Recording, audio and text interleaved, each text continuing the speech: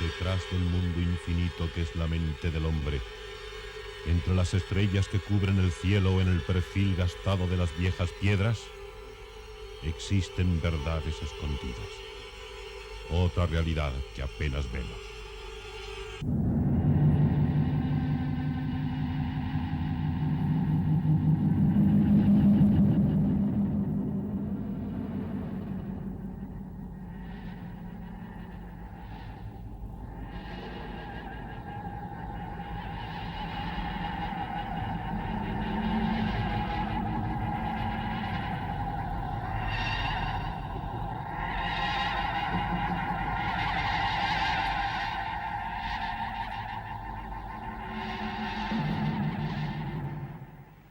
Buenas noches.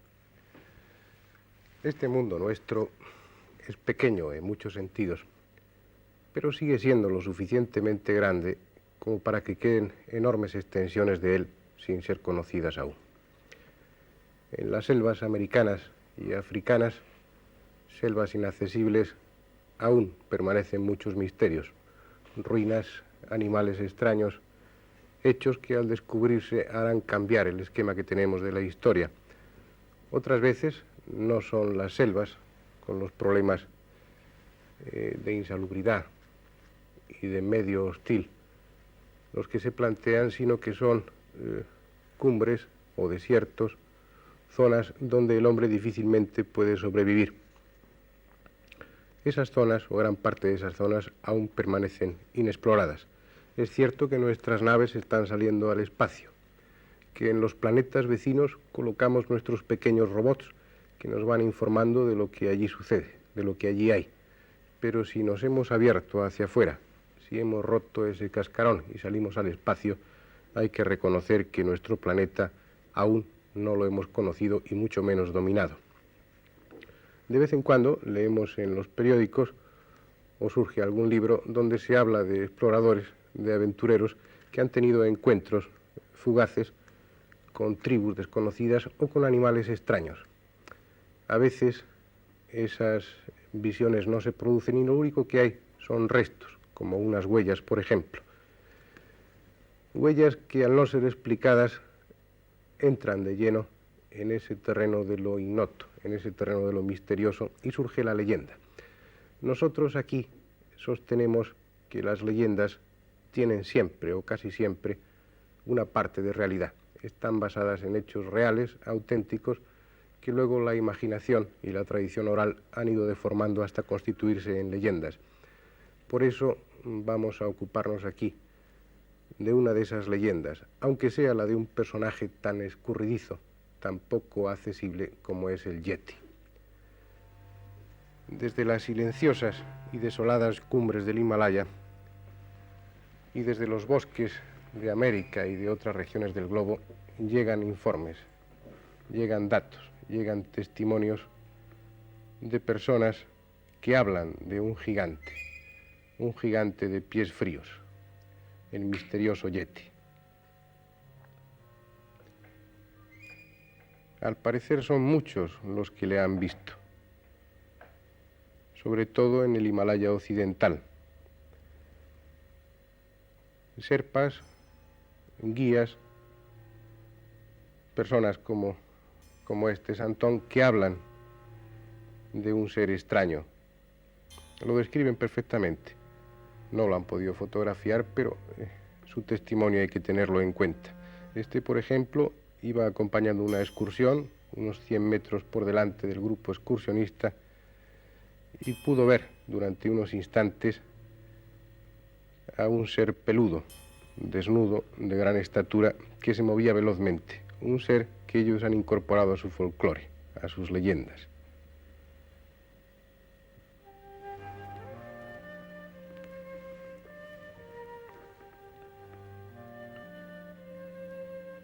Podrían llenarse volúmenes enteros con los relatos de estos Sherpas. Ellos temen al Yeti. Unos lo han visto, otros han oído hablar de él, pero ninguno duda de su existencia. Para los occidentales, el Yeti empezó a ser conocido a finales del siglo XIX, cuando los primeros exploradores ingleses volvieron a Europa.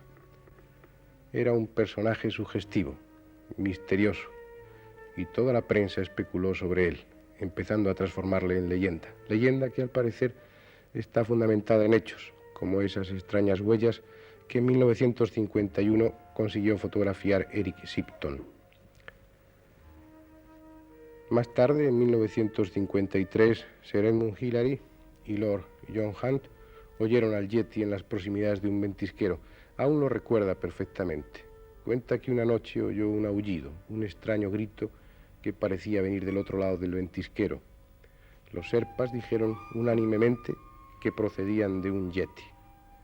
Para Hillary, las cosas no son tan claras.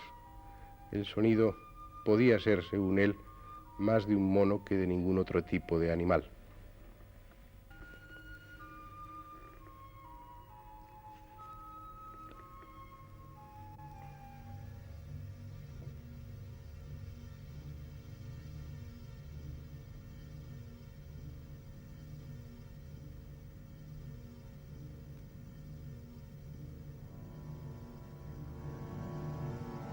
Sin embargo, huellas como estas están ahí como testimonio objetivo de algo, de un ser que recorre aquellas regiones y que lleva los pies desnudos.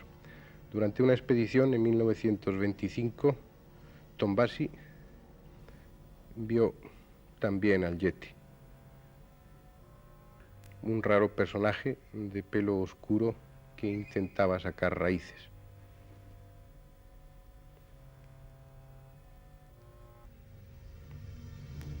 Se pensó por algunos que podría tratarse de un primate muy evolucionado, posiblemente el célebre eslabón perdido.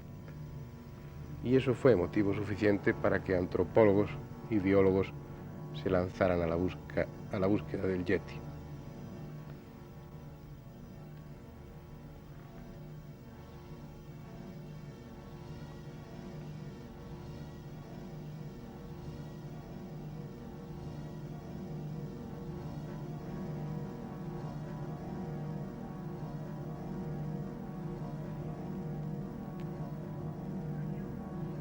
Así, en 1958, localizaron una cueva que posiblemente podía servir de guarida al hombre de las nieves.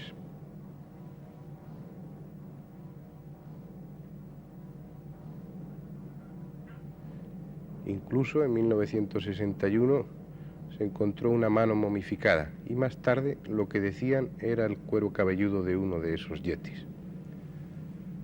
Todo parecía indicar que el Yeti era una realidad.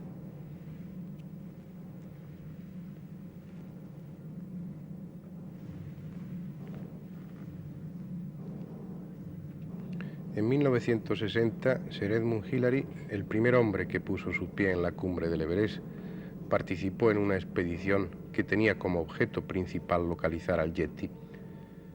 Tras analizar sus pisadas, Hillary dijo que eran de animales conocidos y que la insólita forma y el descomunal tamaño eran nada más consecuencia del continuo derretirse y volverse a congelar de la nieve.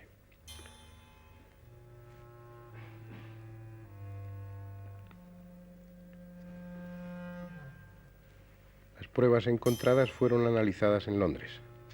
El cuero cabelludo resultó ser una farsa. En realidad era una piel de antílope. Y la cueva, supuesta casa del Yeti, la madriguera de un oso. La polémica, pues, se mantenía viva. Y aún se mantiene. Para algunos no hay duda, el Yeti es en realidad el oso azul tibetano. Pero los naturales de aquella región lo han visto y creen en él. Como en todo aquello que es inaccesible, que no se deja ver apenas y tocar, la controversia se mantiene viva. Ardientes defensores y ardientes detractores.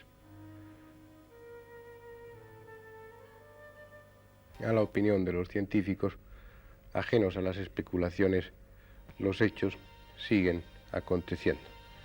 A diario llegan testimonios de gentes que han visto o han querido ver al abominable hombre de las nieves. Algunos incluso han sido atacados por él. De todas formas, se podría pensar que en el Nepal, que en la cordillera del Himalaya, tienen su monstruo particular, tienen su leyenda local, algo que forma parte del folclore típico de aquellas regiones. Pero no es así, porque si estamos hablando del hombre de las nieves, podríamos hablar perfectamente del hombre de los bosques, puesto que un ser con unas características muy similares, idénticas diría yo, a las del Yeti, ha sido visto en los bosques de América del Norte. Ha sido visto, fotografiado y filmado. Sí, filmado auténticamente. Todos los aficionados a estos temas saben que existe una película de 16 milímetros en la que en algunos metros aparece este abominable hombre de los bosques, o el pie grande, como le llaman allí.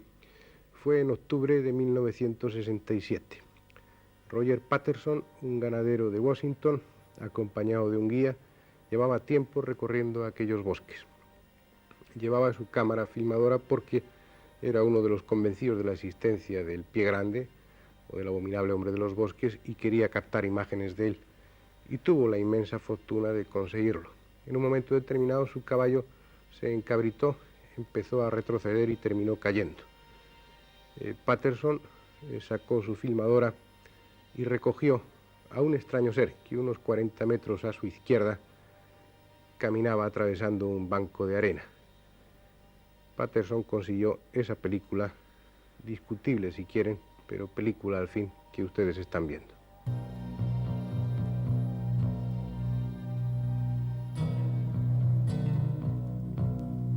Esta película de Patterson está considerada como auténtica en la mayoría de los ambientes oficiales donde ha sido estudiada. Así pues, ustedes pueden decir que conocen al Yeti o a un pariente suyo próximo que lo han visto. El Yeti en el Himalaya, el Almasti en Rusia, el Almasi en China. Da igual, puesto que son muchas las regiones del globo donde este extraño ser se ha visto. Esos testimonios están empujando para que la leyenda deje de ser considerada como tal y entre por fin, definitivamente, en el mundo de los hechos conocidos por nosotros. Y digo nosotros porque para los indígenas de aquellas regiones donde ha sido visto el Yeti no es algo nuevo, ya hace tiempo que forma parte de su mundo. Pero como nosotros somos más escépticos y vivimos muy lejanos de aquellas regiones y seguimos pensando que a largas distancias, largas mentiras, habremos de esperar, como en el caso del celacanto o en el caso del okapi o en tantos casos, que al fin uno de estos ejemplares sea capturado o muerto y entre definitivamente en nuestro mundo conocido. Aunque como obstáculo para que esto sea así, existe, como ya es norma frente a estos hechos insólitos, existe, repito, algún bromista que trata de confundir a las gentes. Suelen ser avispados lugareños, necios realmente, que tratan de quedar por listos haciendo pasar por tontos a los demás. Por ejemplo, es lo que sucede con Ray Pickens en Estados Unidos. Él se ha fabricado unos zapatos especiales con los que va dejando huellas de un supuesto pie grande u hombre abominable de los bosques para confundir a los estudiosos del tema.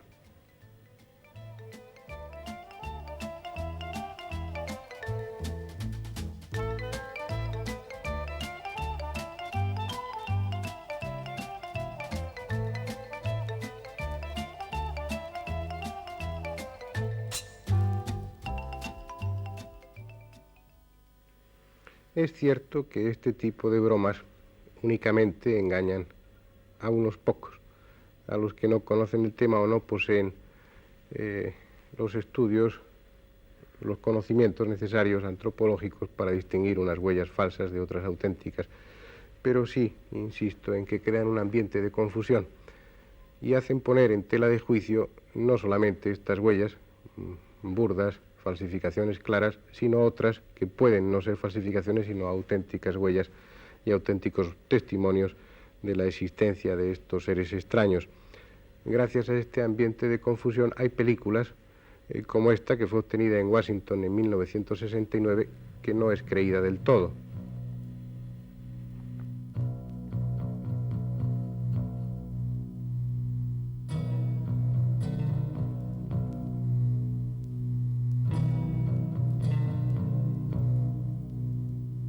O esta otra, que fue obtenida en Alaska y que, justo es reconocerlo, tiene todo el aspecto de ser trucada, de ser falsa.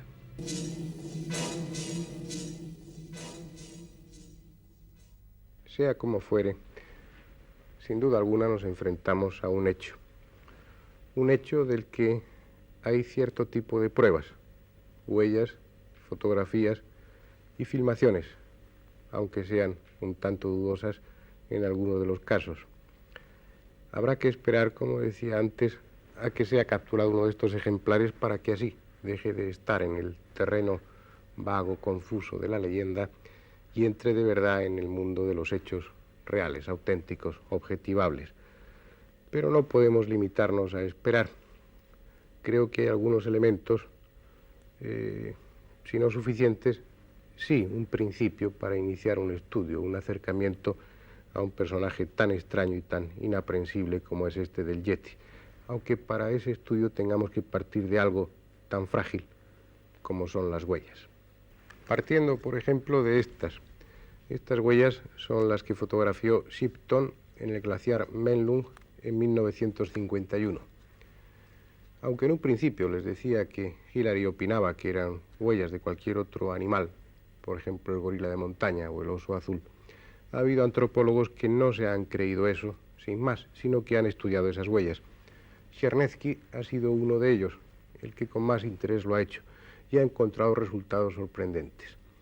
Después de comprobar que no estaban producidas esas huellas partiendo de unas concretas que luego se han deformado por la fusión de la nieve, y esto es fácil viendo la porción de nieve que queda entre las huellas correspondientes a los dedos de los pies, Chernevsky vio claramente que aquellas huellas eran recientes y se dispuso a compararlas con las del gorila de montaña, el animal que planteaba más dudas respecto a la existencia del Yeti. Sacó moldes y obtuvo estos dos moldes. Uno de ellos, el marcado con la letra A, corresponde a la huella del Yeti, mientras que esa otra huella, ese otro molde, corresponde al de un auténtico gorila de las montañas. Como ustedes ven, las diferencias a primera vista son ya notables. Pero si nos fijamos más detenidamente en la huella del Yeti, vamos a encontrar una serie de características que son en muchos sentidos sorprendentes. El primero de ellos es la anchura desmesurada de esa huella. Una anchura que en relación con la longitud está en una proporción de un 42,8%. Curiosamente, esa proporción de un 42,8% es la misma proporción que existe en las huellas del hombre de Neandertal, concretamente el hombre de Neandertal que se encontró en Crimea. Luego hay otro extremo, algo muy interesante, que es, primero por supuesto, una de las primeras cosas que sirvió para descartar la posibilidad de que fuera un gorila de montaña es la posición del primer dedo, del dedo gordo del pie, que no está en oposición, como en la huella del gorila, con el resto de los dedos, sino que forma parte del mismo plano, por decirlo así. Pero el otro punto, el punto importante desde un plano antropológico, viene dado por el segundo dedo que corresponde a la huella del Yeti. Ese segundo dedo ofrece unas características muy importantes. Es extremadamente largo. Y esa longitud desmesurada, correspondiente a un alargamiento del segundo metatarsiano del pie, es una característica que se encuentra en los fósiles del hombre antiguo, del hombre primitivo. Es decir, hay una serie de elementos que por un lado descartan la posibilidad de confusión, realmente son huellas de alguien o de algo con unas características sui generis, con unas características muy propias que lo diferencian radicalmente en contra de lo que se ha dicho del gorila de montaña. Pero por otra parte, las mismas características de esta huella nos ponen en la pista de un prehomínido, de un hombre primitivo, una especie de cuasi hombre que ha permanecido a lo largo de estos años sin evolucionar. Un hombre inteligente, puesto que muchos de los testigos hablan de que en su mano derecha portaba un arco y una rudimentaria flecha.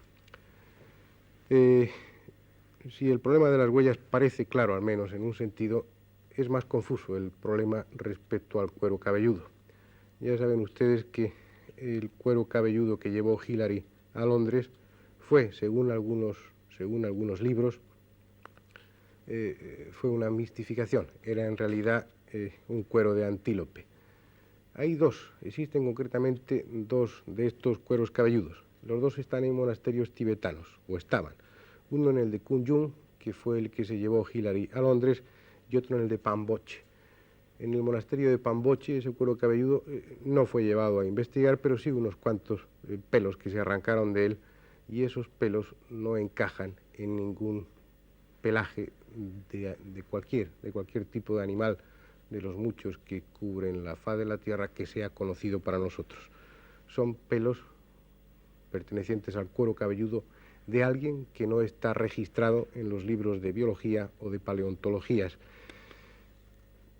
Por otra parte, si estas pruebas son de por sí, si no definitivas, por lo menos muy sugerentes, existen los testimonios, y no debemos olvidarnos de ello, testimonios de gentes que están acostumbrados a ver un gorila de montaña o que están acostumbrados a ver un oso azul, gentes que aseguran haber visto al yeti, gentes que se han rozado, que se han tropezado con él y que incluso en algunas ocasiones han sido hasta agredidos por él.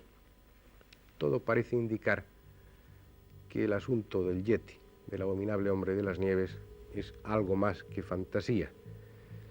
Tal vez algún pariente más o menos próximo a nosotros ha permanecido insensible al paso del tiempo y conserva sus hábitos y el tamaño de su cerebro que tenía hace unos cuantos millones de años. Sin embargo, ese ser, ese yeti, es lo suficientemente inteligente como para ser tímido, como para alejarse en todo lo posible del hombre actual, de nosotros, de ese animal que es el único capaz en toda la biología de matar por capricho.